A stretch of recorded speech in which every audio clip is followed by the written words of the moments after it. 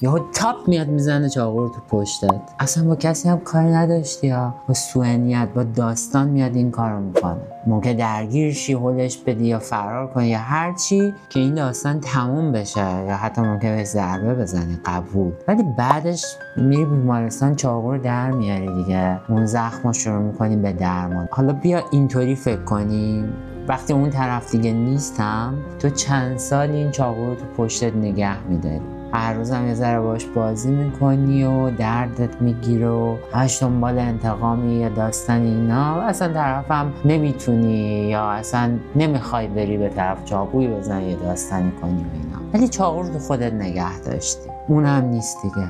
کی درد میکشه، کی زندگیش مختله، کی نمیتونه به پشت بخوابه راحت. این علمیه که دردای روانی مثل دردای فیزیکیه واسه مغز، همونقدر درد میکشه. اصلا کاری نداشتی، یه نفری باید ضربه زده. وقتی دیگه طرف نیست، تو هم دیگه اصلا کاری نمیکنی و اینا، میخوای چاقو رو تو خودت نگه داری.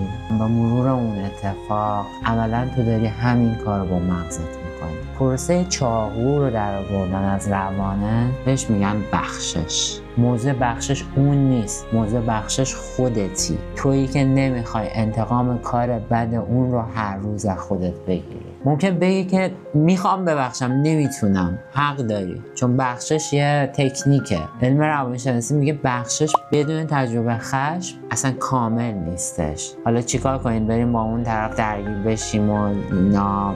یا خیلی میان تو جلسه های هیلینگ یا جلسه های مدیتیشن هم و تمرین بخشش و تکنیک بخشش رو با هم انجام میدیم و اون خشم رو هم تجربه میکنن تو اون فضا. خیلی سالم، خیلی امن و میتونن ببخشن. امکان داره. فقط هم من این کار نمیکنم، خیلی آدم این کار میکنن، ولی من هستم برات.